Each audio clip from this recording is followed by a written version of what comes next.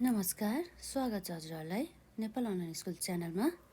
हामीले यसअघिका भिडियोमा हामीले इन्कम ट्याक्ससँग रिलेटेड केही पढेका थियौँ है। जस्तै इन्कम फ्रम बिजनेस, जस्तै हामीले ट्याक्सेबल इन्कम, नन ट्याक्सेबल इन्कमदेखि लिएर हाम्रो डिडक्सनमा जेनरल डिडक्सन र साथसाथै इन्ट्रेस्ट एक्सपेन्सेसहरू चाहिँ कुन कुन अवस्थामा चाहिँ डिडक्सन गर्ने र सेक्सन 14 को सबसेक्सन 1 र सेक्सन 14 को सबसेक्सन 2 अनुसार चाहिँ कस्तो अवस्थामा चाहिँ इन्ट्रेस्टलाई चाहिँ क्लेम गर्न मिल्छ भनेर चाहिँ हामी यहाँ हेरिसकेका थियौँ र हामीले इन्ट्रेस्ट एक्सपेन्सेसको लिमिटहरू पनि हेऱ्यौँ र त्यसपछि सेक्सन 14 को सबसेक्सन 3 अर्थात् treatment of the unclaimed interest expenses पनि हामीले हेऱ्यौँ। आज हामी यस भिडियोमा कस्ट अफ ट्रेडिङ स्टक, जसलाई चाहिँ हामीले चाहिँ इन्कमबाट डिडक्सन गर्न पाउँछौँ, त्यसको बारेमा चाहिँ कुरा गर्न जाँदैछौँ। हाम्रो as per income tax act 2058 अनुसार चाहिँ कस्ट अफ ट्रेडिङ स्टक कसरी निकाल्ने भनेर हामी यहाँ हेर्न जाँदैछौँ है। मेन त सुरुमा हाम्रो यहाँ छ कस्ट अफ ट्रेडिङ स्टक भन्छ। हजुरलाई थाहा नै छ यो कस्ट अफ ट्रेडिङ स्टक भनेपछि कस्ट भनेपछि त बुझ्नुभयो अहिले, खर्च है। के को खर्च अथवा के को लागत भन्दा चाहिँ लागत। ट्रेडिङ स्टक भनेपछि यो चाहिँ मेन बिजनेसको चाहिँ एक्टिभिटिज हुन्छ नि, मेन गुड्स के हो। यसलाई चाहिँ मेन गुड्स, जसलाई चाहिँ बिजनेसले चाहिँ प्राथमिकताको रूपमा चाहिँ राखेको हुन्छ, उसको चाहिँ मेन एक्टिभिटिज नै यो गुडसँग चाहिँ रिलेटेड हुन्छ है भन्ने कुरा चाहिँ हामी यहाँ अब रहेको छ कस्ट अफ ट्रेडिङ स्टक, जसको चाहिँ हाम्रो सेक्सन 15 अनुसार है, इन्कम ट्याक्स एक्ट 2058 को सेक्सन 15 अनुसार कस्ट अफ ट्रेडिङ स्टक हामी यहाँ हेर्न जाँदैछौँ। अब सबभन्दा पहिला हामीलाई यो कस्ट अफ ट्रेडिङ स्टक निकाल्नको लागि चाहिने भनेको के हो भन्दा, जस्तै फर्मुला हेर्नु छ यहाँ,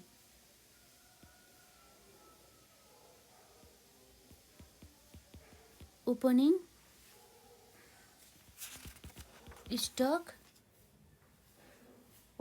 स्टक अफ ट्रेडिङ गुड्स है।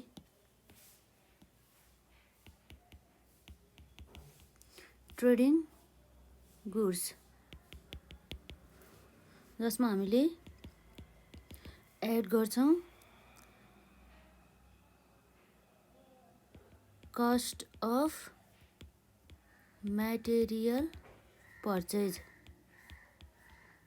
र हाम्रो कस्ट अफ मटेरियल पर्चेजमा हाम्रो के पर्छ त, यसमा पर्चेज प्राइस,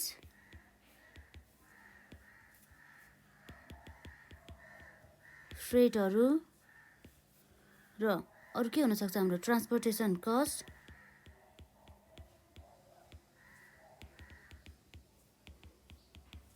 र अरू नन रिफन्डेबल एक्सपेन्सेसहरू है, जसलाई चाहिँ हामीले चाहिँ रिफन्ड पाउँदैन है पछि, नन रिफन्डेबल एक्सपेन्सेसहरू। यसरी हाम्रो चाहिँ कस्ट अफ द पर्चेजमा र अदर डाइरेक्ट कस्टहरू, अदर डाइरेक्ट कस्ट एट्सेट्रा है। यसरी हाम्रो यो सबै जोडेपछि हामीले के आउने भयो, cost of material purchase. Cost of material पर्चेजमा हामीले less closing stock of trading goods घटाएपछि हाम्रो के आउने भयो, यो भनेको चाहिँ हाम्रो कस्ट अफ ट्रेडिङ गुड्स रहनेछ हो। यो जुन यो कस्ट आएको हुन्छ नि हो, यो कस्टलाई चाहिँ हामीले चाहिँ इन्कमबाट चाहिँ के गर्छौँ, डिडक्ट गर्छौँ। यसरी चाहिँ आउने गर्दछ हाम्रो कस्ट अफ ट्रेडिङ गुड्समा। र सामान्यतया चाहिँ हामीले चाहिँ ओभरहेड हुन्छ नि हाम्रो यसमा ओभरहेडहरू पनि अदर डाइरेक्ट कस्टहरूमा अब भनौँ न यसमा अब हाम्रो ओभरहेड पनि पर्ने गर्छ नि त कस्ट अफ द ट्रेडिङ स्टकको यसमा यसले के इन्क्लुड पनि गर्छ ओभरहेड पनि इन्क्लुड गर्छ है ओभरहेड हुन्छ। अब हामीलाई थाहा छ ओभरहेड भनेको एउटा एक्सपेन्सेस हो जुन चाहिँ के पनि हुन सकिन्छ भेरिएबल र फिक्स हुन सकिन्छ है हो। यस्तो अवस्थामा चाहिँ अब हामीले दुईवटा मेथड छ क्या यो ओभरहेड भेरिएबल ओभरहेड मात्रै लिने कि फिक्स ओभरहेड मात्रै लिने कि यो दुवै लिने त यो फिक्स पनि प्लस भेरिएबल ओभरहेड पनि दुवै लिने भन्ने कुरा चाहिँ हामी यहाँ हेर्न जाँदैछौँ। जस्तै अब हाम्रो टपिक रहेछ cost methods to allocate overhead।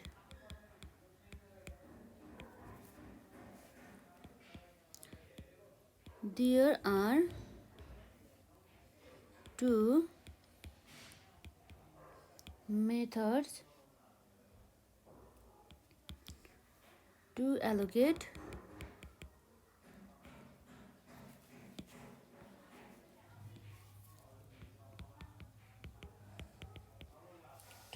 overheads।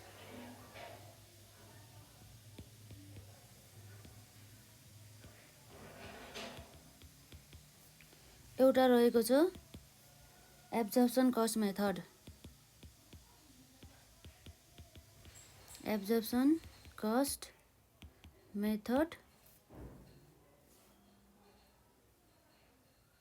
जसमा के हुन्छ त एब्जर्प्सन कस्टले चाहिँ के भन्छ भन्दा चाहिँ यदि एक्रुअल बेसिसमा चाहिँ एकाउन्टिङ गर्दैछ भनेदेखि एब्जर्प्सन कस्ट मेथड चाहिँ लाउनै पर्छ उसले। अरू जस्तै अरू मेथड हुन्छ नि प्राइम कस्ट मेथड हो त्यसलाई चाहिँ उसले लाउनु भएन। उसले चाहिँ यदि उसको चाहिँ एक्रुअल बेसिसबाट चाहिँ अकाउन्टिङ गर्दैछ भनेदेखि चाहिँ मस्ट एब्जर्प्सन कस्ट मेथडबाट नै ओभरहेडलाई चाहिँ एलोकेट गर्नु पर्यो है। In case of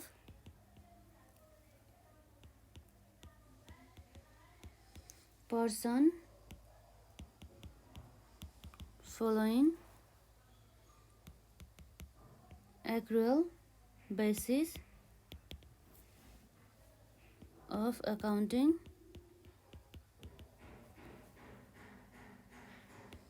the cost of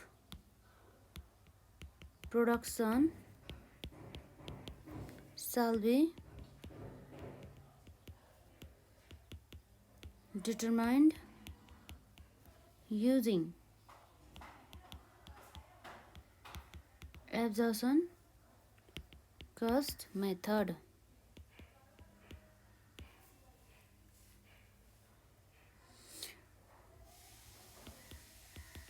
This method can also be chosen by the person following cash basis of accounting as well।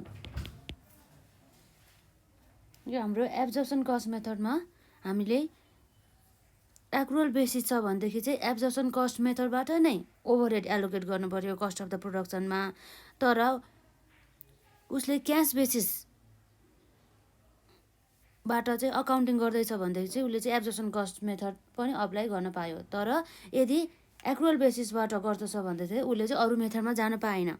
उसले एब्जर्प्सन कस्ट मेथडबाट नै अकाउन्टिङ गर्नु पर्यो अर्थात् उसले ओभरहेड चाहिँ एलोकेट गर्नु पर्यो। र अर्को मेथड रहेको छ हाम्रो prime cost method also termed as marginal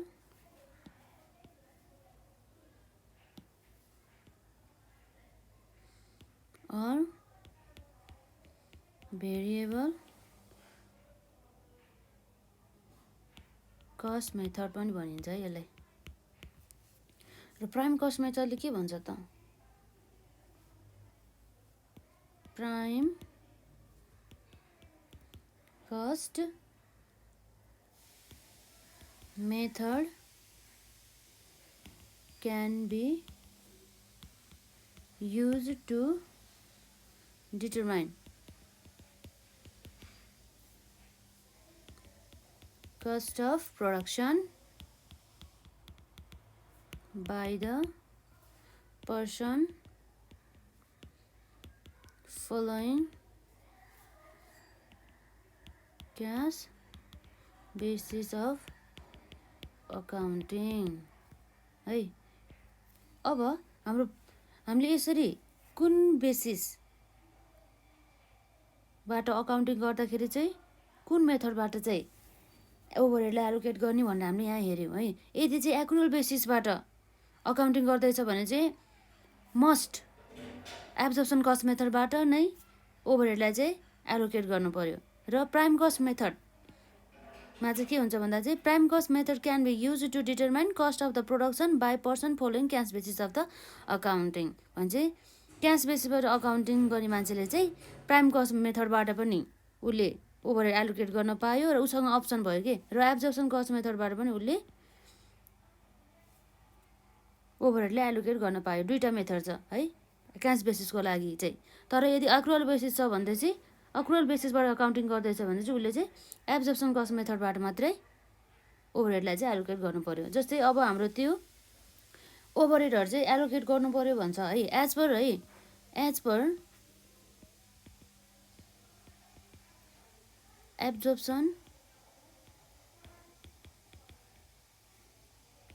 absorption cost method यसको कस्ट अफ द प्रोडक्सनमा के जान्छ अब यहाँ हेरौँ है त। यसमा चाहिँ बोथ एब्जर्प्सन कस्ट मेथड अनुसार चाहिँ ओभरहेड नै जाने भयो भने मतलब फिक्स ओभरहेड पनि जाने भयो र भेरिएबल ओभरहेड पनि जाने भयो है। ल हेरौँ as per the absorption cost method अनुसार है। एब्जर्प्सन कस्ट मेथड अनुसार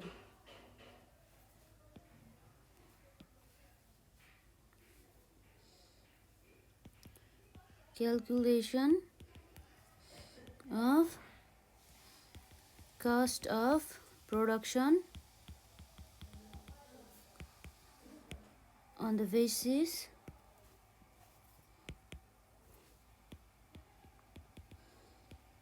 of absorption cost method। जस्तै हाम्रो रहेको छ यहाँ अमाउन्ट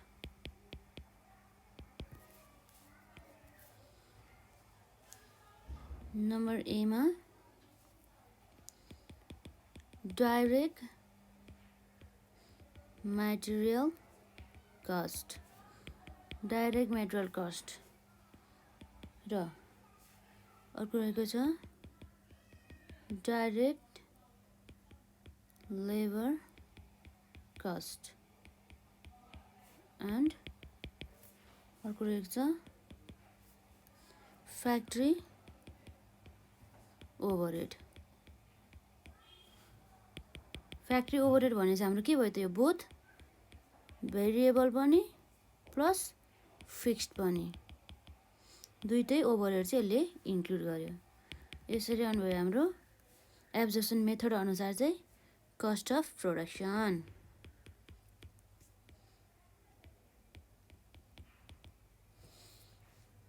र यो भयो हाम्रो एब्जर्प्सन मेथड अनुसार कस्ट अफ द प्रोडक्सन है। र अर्को रहेको छ हाम्रो calculation of cost of production on the basis of prime cost method।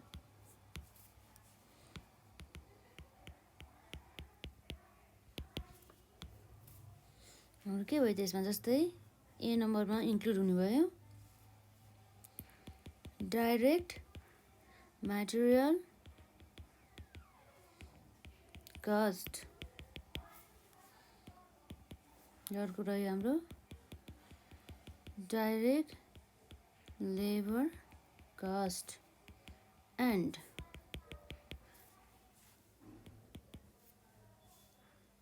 Variable factory overhead. यहाँ चाहिँ यो प्राइम कस्ट मेथड अनुसार चाहिँ ओन्ली के मात्रै आउनुभयो, ओन्ली भेरिएबल फ्याक्ट्री ओभरहेड मात्र इन्क्लुड हुने भयो।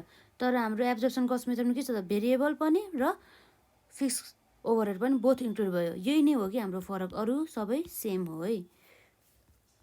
यो भयो हाम्रो भेरिएबल फ्याक्ट्री ओभरहेड। तर यसले के इन्क्लुड गर्दैन है, के इन्क्लुड गर्दैन यसले भन्दा, यसले इन्क्लुड नगर्ने भनेको fixed factory overhead.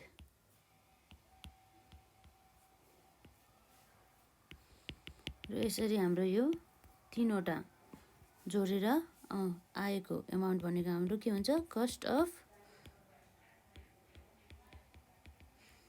Production.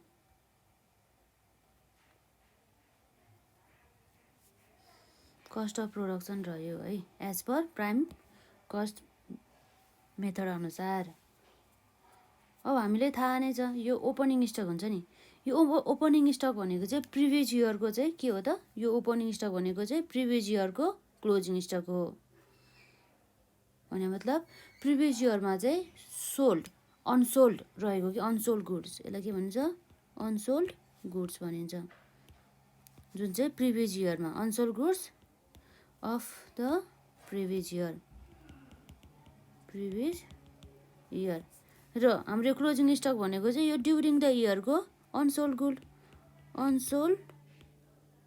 Goods of during the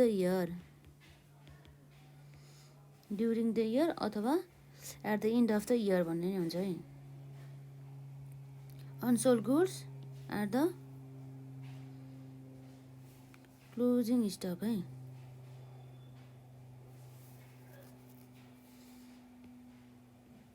closing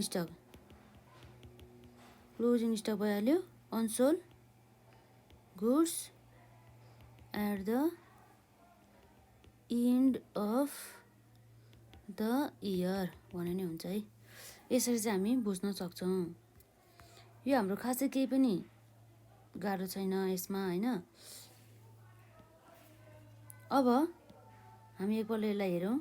यसमा cost of the trading stock as per section 15 अनुसार, जुन चाहिँ हाम्रो यो इन्कम ट्याक्स एक्ट 2058ले चाहिँ कुरा गर्ने गर्दछ, त्यो अनुसार चाहिँ यो ट्रेडिङ स्टक भनेको चाहिँ के हो भन्ने कुरा हामीले हेरिसक्यौँ। यो हाम्रो ट्रेडिङ स्टक भनेको चाहिँ main business of the person भने चाहिँ उसको मेन एक्टिभिटी चाहिँ केसँग रिलेटेड हुन्छ त भन्दाखेरि यो स्टकसँग रिलेटेड हुन्छ कि यो गुड्ससँग। यो काम अथवा यो गुड्स बेचेर नै उसले के कमाउने गर्दछ, इन्कम कमाउने गर्दछ भने चाहिँ यसको कस्ट कसरी निकाल्ने त भने मतलब त्यो इन्कम जेनेरेट गर्नको लागि चाहिँ कति कस्ट चाहिँ इन्कर्ड भयो त अथवा लागत लाग्यो त भन्ने कुरा चाहिँ हाम्रो सेक्सन 15ले हेर्ने गर्दछ। जस्तै अब हाम्रो यहाँ नर्मल फर्मुला रहेको छ, opening stock of the trading गुड्समा हामीले cost of the material purchase जोडेर हामीले closing stock of the trading goods घटाएर चाहिँ हामीले चाहिँ cost of the trading goods हामीले निकाल्न सक्छौँ। र हामीलाई थाहा नै छ cost of the material purchase भन्ने बित्तिकै यसले इन्क्लुड गर्ने भनेको नर्मली आइटमहरूमा चाहिँ पर्चेज प्राइसहरू, फ्रेटहरू, ट्रान्सपोर्टेसन कस्टहरू, नन रिफन्डेबल एक्सपेन्सेसहरू। यदि रिफन्डेबल एक्सपेन्सेस छ भनेदेखि चाहिँ हामीले चाहिँ यो कस्टमा चाहिँ एड गर्न मिल्दैन है। र अदर डाइरेक्ट कस्टहरू एक्सेट्रा यसरी चाहिँ हाम्रो रहेको छ। अब हामीलाई थाहा नै छ opening stock of the trading stock भन्ने बित्तिकै चाहिँ unsold goods of the previous year भने चाहिँ पहिलो वर्षमा चाहिँ कुनै पनि गुड्स चाहिँ नबेचिएको गुड्सहरू है, अनसोल्ड रहेको गुड्सहरूलाई चाहिँ हामीले चाहिँ opening stock of the trading goods भन्न सक्छौँ। र closing stock of the trading goods भनेको चाहिँ हाम्रो unsold goods at the end of the year भने चाहिँ यो फाइनेन्सियल इयरको चाहिँ इनसम्म आउँदा पनि यदि कुनै पनि गुड्स अनसोल्ड रहन्छ भनेदेखि त्यसलाई हामी के भन्छौँ, closing stock of the trading goods भन्छौँ। र यसरी हाम्रो आउँछ कस्ट अफ ट्रेडिङ गुड्स। र हाम्रो यो कस्टले चाहिँ ओभरहेडलाई पनि इन्क्लुड गरिरहेको हुन्छ है, ओभरहेडलाई पनि इन्क्लुड गरे हुन्छ। र हाम्रो ओभरहेड हुन्छ दुई प्रकारको, एउटा भेरिएबल ओभरहेड र अर्को फिक्स ओभरहेड हुने गर्दछ। हो यो भेरिएबल ओभरहेड मात्र कतिखेर राख्ने र फिक्स ओभरहेड मात्र कतिखेर राख्ने, र यो दुवै भेरिएबल ओभरहेड पनि राख्ने र फिक्स ओभरहेड पनि राख्ने भन्ने कुरा चाहिँ हामी यहाँ हेर्न जाँदैछौँ। जस्तै हाम्रो यो ओभरहेड एलोकेट गर्दा चाहिँ दुईवटा मेथड रहेको छ। जस्तै कस्ट मेथड टु एलोकेट ओभरहेड्समा चाहिँ there are two methods to allocate overhead cost. Number एमा एब्जर्प्सन कस्ट मेथड र नम्बर बीमा prime cost method. Absorption cost मेथडले चाहिँ के भन्छ भन्दा चाहिँ यदि एक्रुअल बेसिसबाट चाहिँ अकाउन्टिङ गर्दैछ भनेदेखि चाहिँ त्यो पर्सनले चाहिँ के गर्नु पर्यो, cost of the production allocate गर्दा चाहिँ एब्जर्प्सन कस्ट मेथड अथवा फ्याक्ट्री ओभरहेड एलोकेट गर्दा चाहिँ एब्जर्प्सन कस्ट मेथड चाहिँ उसले मस्ट त्यही लाउनु पर्यो। उसँग चाहिँ अप्सन छैन उसले प्राइम कस्ट मेथड लाउँछ है म भनेर चाहिँ उसले पाएन। तर यदि क्यास बेसिसबाट चाहिँ अकाउन्टिङ गर्दछ भन्दा चाहिँ उसले चाहिँ उसँग चाहिँ अप्सन हुने भयो कि म प्राइम कस्ट मेथडबाट पनि उसले ओभरहेडलाई एलोकेट गर्न पाइयो र एब्जर्प्सन कस्ट मेथडबाट पनि उसले ओभरहेड एलोकेट गर्न पाइयो है। In case of person following accrual basis of accounting the cost of the production shall be determined using absorption cost method. This method can also be chosen by the person following cash basis accounting as well. र prime cost method चाहिँ हामीले cash basis accounting गर्ने मान्छेले नै choose गर्ने हो होइन। उसँग चाहिँ के हुने भयो त, अर्को अप्सन भनेको एब्जर्प्सन कस्ट मेथडबाट पनि उसले चाहिँ ओभरहेडलाई चाहिँ एलोकेट गरे पनि हुन्छ। Prime cost method also termed as marginal or the variable cost method पनि भनिँदो रहेछ यसलाई। Prime cost method can be use to determine cost of the production by person following cash basis of accounting भन्ने कुरा चाहिँ यहाँ रह्यो। र कसरी, जस्तै हामीले चाहिँ अब यो जस्तै भने मतलब एक्रुअल बेसिस अकाउन्टिङ र क्यास बेसिस अकाउन्टिङ गर्दाखेरि कुन कुन मेथडहरू चाहिँ लाउने अथवा अप्लाइड गर्ने भन्ने कुरा चाहिँ हामीले यहाँ हेऱ्यौँ। र एब्जर्प्सन कस्ट मेथड अनुसार चाहिँ कस्ट अफ द प्रोडक्सन निकाल्दा चाहिँ कस्तो कस्तो आइटमहरू चाहिँ इन्क्लुड गर्नुपर्छ अथवा कस्तो कस्तो कस्टहरू चाहिँ इन्क्लुड गर्नुपर्छ भनेर हामी चाहिँ यहाँ हेर्दैछौँ है। Calculation of cost of the production on the basis of absorption cost method अनुसार चाहिँ के रहेको छ त, एउटा रहेको छ डाइरेक्ट मेटेरियल कस्ट है, डाइरेक्ट मेटेरियल कस्ट, र अर्को रहेको छ डाइरेक्ट लेबर कस्ट र फ्याक्ट्री ओभरहेड। फ्याक्ट्री ओभरहेड भने चाहिँ यो एब्जर्प्सन मेथड अनुसार चाहिँ बोथ इन्क्लुड गर्नुभयो कि, बोथ भने मतलब भेरिएबल फ्याक्ट्री ओभरहेड पनि इन्क्लुड गर्नुभयो यसले र फिक्स्ड ओभरहेड पनि यसले इन्क्लुड गर्ने भयो। कस्ट अफ द प्रोडक्सन आउने भयो। यो तीनवटा हामीले यसरी कस्टहरू जोडिसकेपछि हाम्रो एब्जर्प्सन कस्ट मेथड र प्राइम कस्ट मेथडमा मेन फरक भनेको नै योमा सेम हुन्छ, तर यो सी नम्बर पोइन्टमा चाहिँ फरक हुने गर्छ। त्यसमा चाहिँ जम्मा भेरिएबल ओभरहेडलाई मात्रै इन्क्लुड गर्ने गर्दछ, यो फिक्स ओभरहेडलाई इन्क्लुड गर्दैन है। कस्ट अफ द प्रोडक्सन आइहाल्यो यसरी।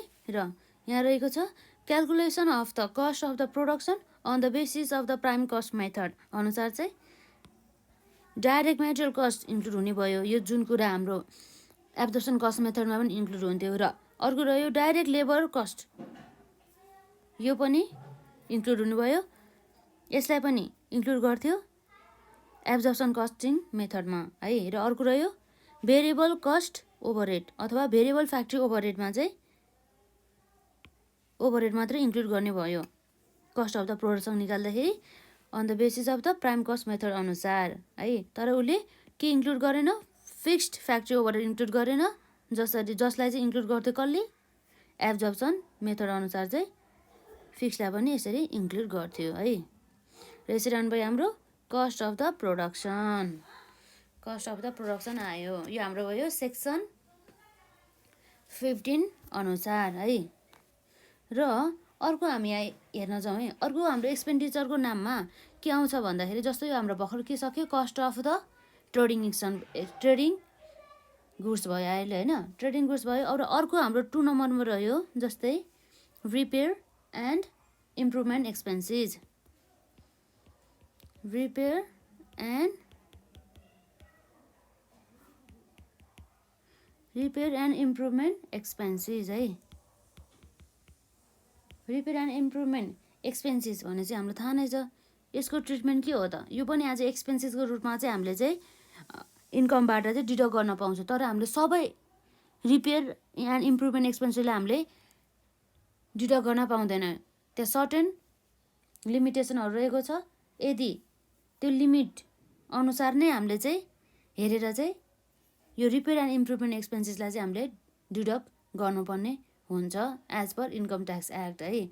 हाम्रो यो डिडक्ट गर्ने अथवा यो खर्चहरू भनेको चाहिँ सबै अलाउड हुनु पर्यो कि as per income tax act 2058 अनुसार।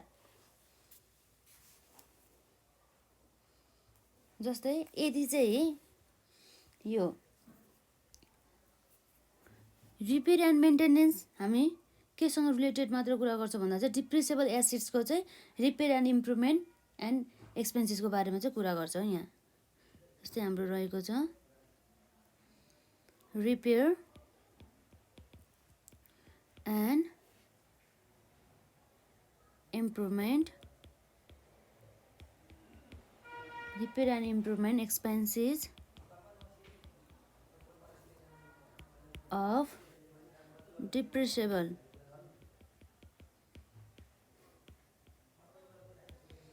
एसेट्स है। यो के को मात्र भयो डिप्रिसिएबल एसेट्सको मात्र भयो।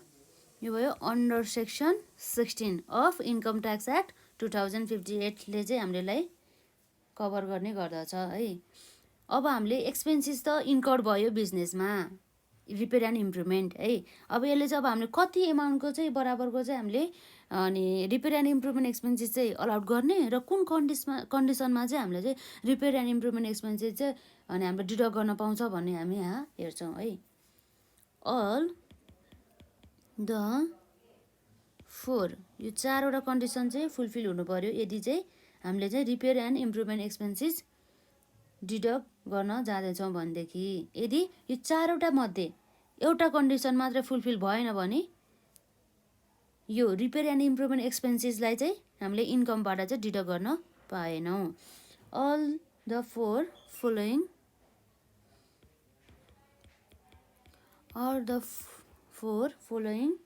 condition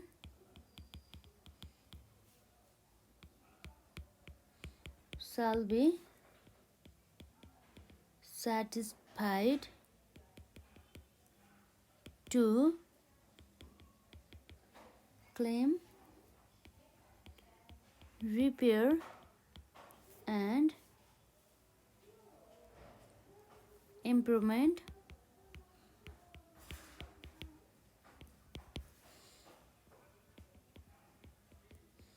expenses under section 16 of income tax act 2058 अनुसार यो 4वटै कन्डिसन फुलफिल हुनु पर्यो है। नम्बर 1 छ एउटा कन्डिसन रहेको छ हाम्रो the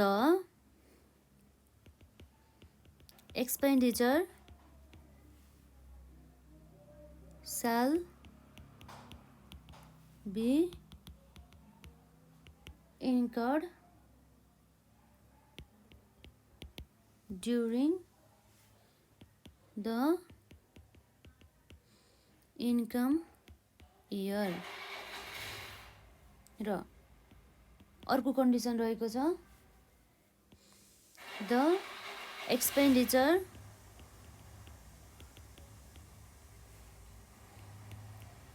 shall be incurred on depreciable assets। यो एक्सपेन्डिचर चाहिँ केमा इन्कर्ड हुनु पर्यो डिप्रिसिएबल एसेट्समा इन्कर्ड हुनु पर्यो। यदि यो एक्सपेन्डिचर चाहिँ कुनै बिजनेस एसेट्स अथवा ट्रेडिङ गुड्समा चाहिँ इन्कर्ड भएको थियो भनेदेखि यो हाम्रो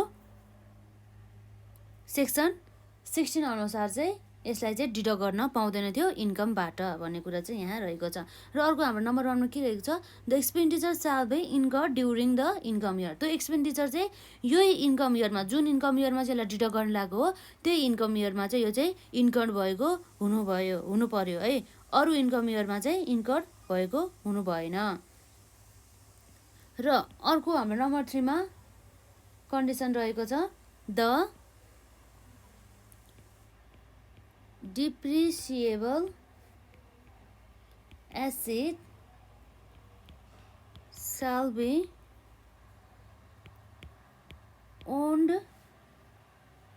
by the person भने चाहिँ जस्तै यो जुन पर्सन अथवा यो इन्टिटीको हकमा भन्नुपर्दाखेरि चाहिँ त्यो इन्टिटीले नै डिप्रिसिएबल एसेटलाई चाहिँ ओन गरेको हुनु पर्यो, अरूको नाममा चाहिँ यो डिप्रिसिएबल एसेट रहनु भएन है। यदि चाहिँ अरूको नाममा चाहिँ यो डिप्रिसिएबल एसेट रहेको छ भनेदेखि, अरूले नै ओन गर्छ भनेदेखि यसमा भएको expenditure repair and improvement expenditure चाहिँ यसलाई चाहिँ डिडक्ट गर्न पाएन भन्ने कुरा यहाँ रहेको छ। र अर्को हाम्रो लास्ट कन्डिसन रहेको छ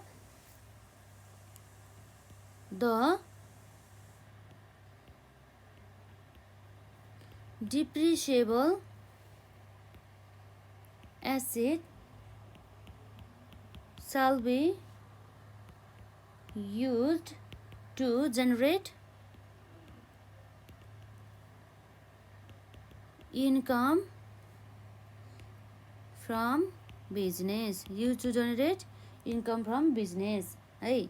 भनेपछि यो डिप्रिसिएबल एसेट जुन यो डिप्रिसिएबल एसेट हुन्छ नि हो, यो चाहिँ के को लागि चाहिँ युज गर्नु पर्यो, to generate income from business भने चाहिँ बिजनेसबाट चाहिँ कुनै पनि प्रकारका इन्कमहरू चाहिँ जेनेरेट गर्नको लागि चाहिँ डिप्रिसिएबल एसेट चाहिँ युज गरेको हुनु पर्यो। भनेपछि यति चारवटा कन्डिसन फुलफिल भइसकेपछि मात्रै चाहिँ रिपेयर एन्ड इम्प्रुभमेन्ट एक्सपेन्डिचरलाई चाहिँ हामीले चाहिँ डिडक्ट गर्न पायो एज अ एक्सपेन्डिचर भनेर चाहिँ अन्डर सेक्सन 16 अनुसार चाहिँ इन्कमबाट। यो चारवटा मध्ये कुनै पनि एउटा कन्डिसन मिट भएन भने पनि त्यो एक्सपेन्डिचरलाई चाहिँ यसले चाहिँ डिडक्ट गर्न पाउँदैन भन्ने कुरा यहाँ रहेको छ। र एकचोटि हेरौँ जस्तो के रह्यो त, हामीले यहाँ पढ्न जाँदै गरेको भनेको repair and improvement expenses of depreciable एसेटको बारेमा मात्र कुरा गर्छौँ है। हामीले यसमा repair and improvement expenses of the trading stock अथवा बिजनेस एसेटको चाहिँ हामी कुरा गरिरहेका छैनौँ। हामी यहाँ जस्ट के को मात्र कुरा गरिरहेछौँ भन्दा repair and improvement expenses of depreciable एसेट्सको मात्र। All the four following condition shall be satisfied to claim repair and improvement expenses under section 16. The expenditure shall be incurred during the income year. त्यो income चाहिँ यो income इयरमा चाहिँ incur भएको हुनु पर्यो। र the expenditure shall be incurred on the depreciable asset. त्यो एक्सपेन्डिचर चाहिँ डिप्रिसिएबल एसेटमा चाहिँ इन्कर भएको हुनु पर्यो। र the depreciable assets shall be owned by the person भने चाहिँ उसले आफैले नै ओन गर्नु पर्यो, अरूको नाममा चाहिँ त्यो एसेट हुनु भएन। यदि चाहिँ यो एसेट चाहिँ अरूले नै ओन गर्दछ भनेदेखि त्यस्तो एसेटमा इन्कर भएको रिपेयर एन्ड इम्प्रुभमेन्ट एक्सपेन्सेसलाई चाहिँ डिडक्ट गर्न पाउँदैन भन्ने कुरा चाहिँ हाम्रो यो सेक्सन 16 को इन्कम ट्याक्स एक्ट 2058ले चाहिँ कुरा गर्दछ। र अर्को कन्डिसन रहेको छ the depreciable assets shall be use to generate income from business भने चाहिँ यो डिप्रिसिएबल एसेट्स जसमा चाहिँ repair and improvement expenses incur भएको छ हो, त्यो डिप्रिसिएबल एसेट चाहिँ इन्कम फ्रम बिजनेस गर्नको लागि चाहिँ युज हुनु पर्यो भने मतलब के भयो, use to generate income from business. र यसरी रहेको छ हाम्रो कन्डिसन। यदि हाम्रो सुरुमा हामीले यो repair and improvement expenses deduct गर्नको लागि चाहिँ यो कन्डिसन फुलफिल हुन्छ कि हुँदैन भनेर हेर्नु पर्यो। अब यो हाम्रो कन्डिसन पनि फुलफिल भयो। यदि यो 1 नम्बरको यो फुलफिल भयो भनेदेखि अब हाम्रो नेक्स्ट स्टेप हुनेछ ल रिपेयर एन्ड इम्प्रुभमेन्ट एक्सपेन्सेस त हामीले क्लेम गर्न पाउने रहेछ, तर कति क्लेम गर्ने भन्ने कुरा हामी यहाँ फेरि हेर्न जाँदैछौँ। यहाँ लिमिट रहेको छ, हामीले जति इन्कर्ड भयो त्यतिलाई नै हामीले डिडक्ट गर्न पाउँदैनौँ, त्यहाँ लिमिट रहेको छ। जस्तै हाम्रो यहाँ रहेको छ limit of repair and improvement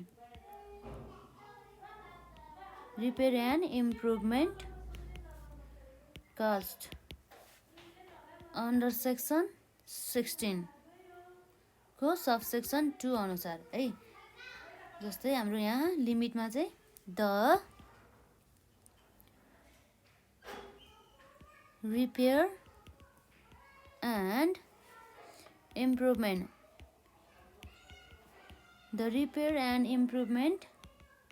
cost shall be allowed to the extent of lower of following two limits भने चाहिँ हाम्रो यो दुईटा पोइन्ट रहेको छ। त्यो पोइन्ट मध्ये चाहिँ जुन चाहिँ थोरै एमाउन्टको हुन्छ नि हो त्यो मात्रै हामीले क्लेम गर्न पायौँ। हाम्रो 1 नम्बरमा रहेको छ actual repair and improvement expenses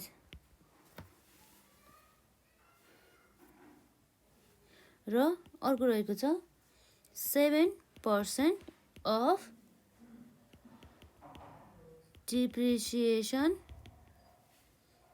अथवा depreciable basis भन्नुपर्छ है यसलाई। 7% of the depreciable basis। यो depreciable basis चाहिँ कसरी निकाल्ने भन्ने कुरा हामी नेक्स्ट भिडियोमा पढ्छौँ है। 7% of the depreciable basis of the respective pool at the end of the income year मा है। र यसरी चाहिँ हाम्रो चाहिँ दुईटा पोइन्ट रहेको छ। जस्तै यो दुईटा पोइन्ट मध्ये चाहिँ जुन चाहिँ लोअर आयो नि हो त्यो नै हाम्रो चाहिँ allowable repair and improvement expenses हुने गर्दछ। के भयो 1 नम्बरमा एक्चुअली चाहिँ कति चाहिँ रिपेयर एन्ड इम्प्रुभमेन्ट चाहिँ एक्सपेन्सेस चाहिँ रिपेयर एन्ड इम्प्रुभमेन्ट एक्सपेन्सेस चाहिँ इन्कर्ड भयो त डिप्रेसेबल एसेटमा भन्ने कुरा भयो 1 नम्बरमा। र 2 नम्बरमा चाहिँ 7% of the depreciable basis of the respective pool at the end of the income year. जस्तै यसले भन्नु खोजेको चाहिँ के हो भन्दा चाहिँ हाम्रो पुल कतिवटा हुन्छ त। जस्तै नर्मली हाम्रो एउटा भयो पुल ए र पुल बी र पुल सी र पुल डी र है। यसरी पुल ए पुल बी र पुल सी र पुल डी हुँदाखेरि यसको चाहिँ डिप्रिसिएबल बेसिस जस्तै मानौँ हाम्रो डिप्रिसिएबल बेसिस कति छ त भन्दा डिप्रिसिएबल बेसिस यसको रहेको छ 50,000, यसको रहेको छ 1,20,000, यसको रहेको छ 20,000 मात्रै र यसको रहेको छ 5 लाख है। यस्तो छ भनेदेखि यसरी डिप्रिसिएबल बेसिस छ। र अब हाम्रो रिपेयर एन्ड इम्प्रुभमेन्ट एक्सपेन्सेसलाई चाहिँ हामीले चाहिँ अलाउ गर्नको लागि चाहिँ 7% अफ हाम्रो यसलाई ए मानौँ है 7% अफ ए भनेदेखि के भयो त 7% अफ द डिप्रिसिएबल बेसिस भने चाहिँ हाम्रो रिपेयर एन्ड इम्प्रुभमेन्ट एक्सपेन्सेस कति हुनुभयो त 50,000 को 7% जति एमाउन्ट आउँछ त्यही भइहाल्यो। त्यसै गरी 1,20,000 को 7% र 20,000 को 7% र 5 लाख को 7%। यसरी हामीले 7% निकालिसकेपछि यो दुईटामा कम्पेयर गर्ने एक्चुअल रिपेयर र यो हाम्रो 7% मा निकालेकोमा यसरी जुन चाहिँ कमाउँछ नि हो त्यो नै हाम्रो के भयो allowable repair and improvement expenses. Allowable repair and improvement expenses भयो है। यसरी भयो र अब हामीले यसरी लिमिट लगाइसकेपछि यदि हाम्रो चाहिँ के भयो भन्दा चाहिँ एक्चुअल चाहिँ कति थियो भन्दा actual repair and improvement expenses चाहिँ 60,000 थियो। तर हाम्रो यो अलाउएबल चाहिँ जस्ट कति मात्रै भयो भन्दा चाहिँ 50,000 मात्रै अलाउएबल भयो भनेदेखि यो एक्सेस हुन्छ नि 60,000बाट 50,000 घटाउँदा कति भयो हाम्रो 10,000 हो। यो 10,000 एक्सेस रिपेयर एन्ड इम्प्रुभमेन्ट एक्सपेन्सेसलाई चाहिँ अब के गर्ने भन्ने कुरा क्वेसन आउँछ है। यसको ट्रिटमेन्ट यो 10,000 को ट्रिटमेन्ट अथवा यो एक्सेस रिपेयर एन्ड इम्प्रुभमेन्ट एक्सपेन्सेसको ट्रिटमेन्ट हामी यहाँ हेर्न जाँदैछौँ। यसको ट्रिटमेन्ट भनेको चाहिँ के हुन्छ त भन्ने कुरा treatment of excess of repair and repair and improvement expenses over the limit of 7%, जुन कुरा चाहिँ हाम्रो सेक्सन 16 को सबसेक्सन 3 ले चाहिँ कुरा गर्दछ है। यसको ट्रिटमेन्ट हेरौँ है त। यहाँ the portion of the expenses that cannot be claimed due to limit of 7% during the year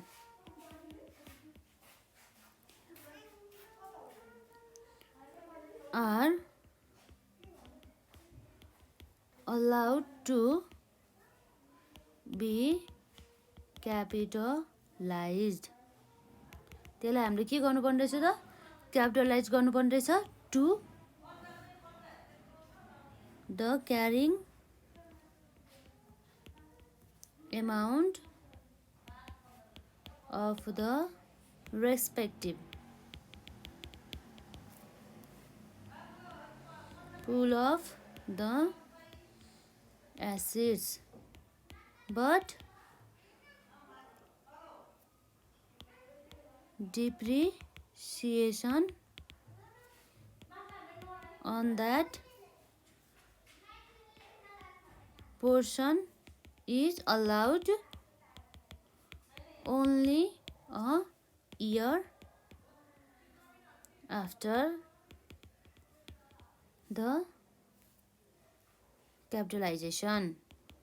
capitalisation गरेको चाहिँ 1 वर्ष पछि मात्र चाहिँ यसमा चाहिँ के हुने भयो? नेक्स्ट इयरमा भनौँ न, अर्को इयरमा मात्र चाहिँ यसमा चाहिँ डिप्रिसिएसन लाग्ने भयो। र यो कुरा चाहिँ हजुरहरूले अहिले एक्ज्याक्ट धेरै बुझ्नुहुन्न होला हैन, तर हामीले यसरी यससँग रिलेटेड डिप्रिसिएसनसँग रिलेटेड च्याप्टर हाम्रो सेक्सन 19 अनुसार गरिसकेपछि मात्रै बुझ्नुहुन्छ। यससँग रिलेटेड हामी हिसाबहरू पछि गर्छौँ। र यसले के भन्दैछ त? अब एकपल्ट हामी फेरि हेरौँ है। Treatment of the excess of the repair and improvement expenses over the limit of the 7% section 16 subsection 3 ले चाहिँ भन्ने गर्दछ। The portion of the excess that cannot be claimed due to the limit of 7% during the year are allowed to be capitalized। के गर्ने रहेछ त्यसलाई? Capitalise गर्ने रहेछ केमा त भन्दा to the carrying amount of the respective pool of the assets, but depreciation on that portion is allowed only a year after a capitalisation भनेर कुरा गर्दछ। यति नै रहेको छ हाम्रो यो रिपेयर एन्ड इम्प्रुभमेन्ट एक्सपेन्सेससँग रिलेटेड कन्सेप्टहरू है। जस्तै हाम्रो के रहेछ त लिमिट भन्ने कुरा हामीलाई थाहा नै। यहाँ हेरौँ त। The limit of the repair and improvement cost under section 16 subsection 2 अनुसार चाहिँ the repair and improvement cost shall be allowed to the extent of the lower of following 2 limits भन्ने छ है। दुईटा लिमिट्स रहेको छ। एउटा रहेको छ actual repair and improvement expenses र अर्को रहेको छ 7% of the depreciable base of the respective pool at the end of the income year भन्ने कुरा यहाँ रह्यो हाम्रो। यसरी अनि पुल ए बी र सी र डीमा यसरी डिप्रिसिएबल बेस रहेको हुन्छ हो। त्यसकोमा चाहिँ 7% लगाएर चाहिँ हामीले चाहिँ यो पोइन्ट नम्बर 2 निकाल्छौँ। र यो पोइन्ट ए र पोइन्ट नम्बर 2 हुन्छ नि, यो दुईटामा चाहिँ जुन चाहिँ लोवर छ नि त्यो नै हाम्रो के भयो? Allowable repair and improvement expenses भयो। जस्तै अब हाम्रो भइहाल्यो नि एक्चुअल 60,000 छ र अलाउएबल कति मात्रै भयो त भन्दा चाहिँ 50,000 भयो। र अब यो 60,000 माइनस 50,000 गरेर 10,000 यो एक्सेसलाई चाहिँ के गर्ने त? अब भन्दा चाहिँ यो एक्सेस अमाउन्टको चाहिँ ट्रिटमेन्ट हाम्रो यहाँ रहेको छ, जसलाई चाहिँ हामीले क्यापिटलाइज गर्छौँ भन्ने कुरा चाहिँ यहाँ रहेको छ, जसलाई हामीले के गर्छौँ? क्यापिटलाइज गर्छौँ to the carrying amount of the respective pool of the asset, but depreciation on that portion is allowed only a year after the capitalisation भन्ने कुरा चाहिँ यहाँ गर्ने गर्दछ। अब हाम्रो यही रिपेयर एन्ड इम्प्रुभमेन्टसँग रिलेटेड हाम्रो एउटा एक्सेप्सन रहेको छ है, एक्सेप्सन टु द लिमिटेसन। हाम्रो जुन हामीले यो लिमिटको बारेमा कुरा गऱ्यौँ नि, यो जुन यसलाई यो लिमिट अफ द हो, यो यस्तो लिमिट चाहिँ कसलाई लाग्दैन भन्ने कुरा हामी हेरौँ है त। उसले चाहिँ जति रिपेयर एन्ड इम्प्रुभमेन्ट कस्ट जति इन्कर्ड भयो नि त्यति नै उसले चाहिँ टोटल नै क्लेम गर्न पाउँछ के, कस्तो केसमा भन्ने कुरा हामी यहाँ हेर्न जान्छौँ है। Exception to the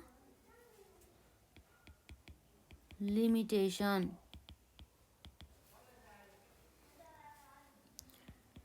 the aviation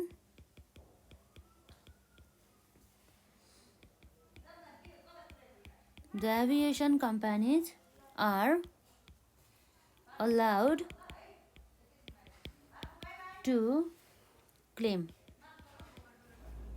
all the repair and improvement expenses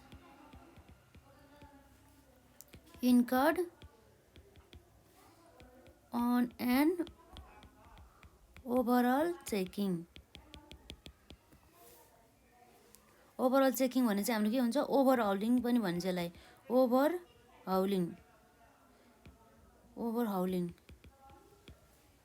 of the aircraft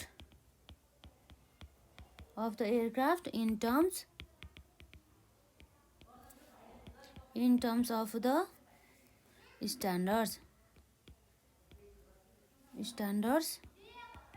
set by civil aviation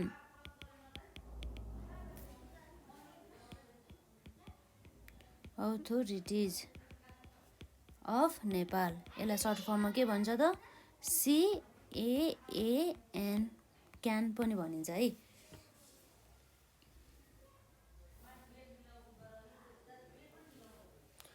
That means for the person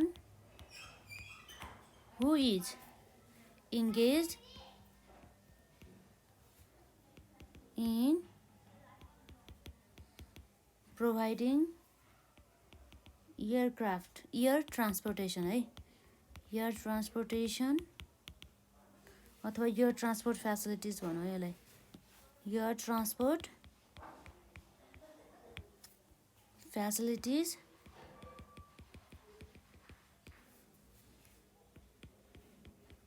have to deduct the expenses on repair and improvement on the overall checking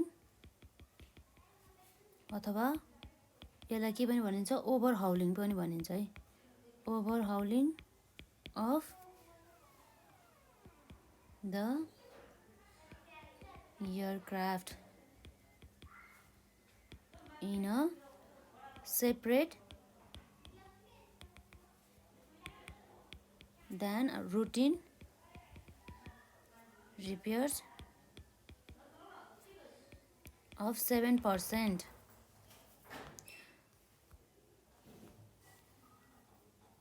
हाम्रो के रहेको छ त, exception to the लिमिटेसनमा। जस्तै यदि चाहिँ यो repair and improvement expenses चाहिँ एभिएसन कम्पनीजहरूले चाहिँ इन्कर्ड गरेको छ, के को लागि भन्दा चाहिँ यो इन्कर्ड गर्यो अन द ओभरअल चेकिङ अथवा ओभरहाउलिङको लागि अफ द एयरक्राफ्ट भनेदेखि यस्तो अवस्थामा चाहिँ त्यसलाई चाहिँ लिमिट लागेन, उसले चाहिँ जति एमाउन्ट इन्कर्ड भयो नि त्यति एमाउन्ट नै उसले चाहिँ डिडक्ट गर्न पायो इन्कमबाट भन्ने कुरा चाहिँ यहाँ गर्ने गर्दछ है। Exception to the limitation, the aviation companies are allowed to claim all the repair and improvement expenses incurred on an overall checking or overhauling of the aircraft in terms of the standards set by the civil aviation authorities of the Nepal, CAAN, CAN अनुसार है भन्ने कुरा गर्छ यसमा। That means For the person who is engaged in providing the air transport facilities have to deduct the expenses on repair and improvement on the overall checking, overhauling of the aircraft in a separate than routine repairs of 7% भन्ने कुरा यहाँ गर्दछ। यति नै रहेको छ है हाम्रो मेन कन्सेप्टहरू हाम्रो सेक्सन 16 अनुसार चाहिँ रिपेयर एन्ड इम्प्रुभमेन्ट एक्सपेन्सेसको केसमा है। हामीले आज यस भिडियोमा cost of trading stock section 15 र repair and improvement expenses section 16 को बारेमा चाहिँ हामीले पढ्यौँ र आजलाई यति नै। धन्यवाद।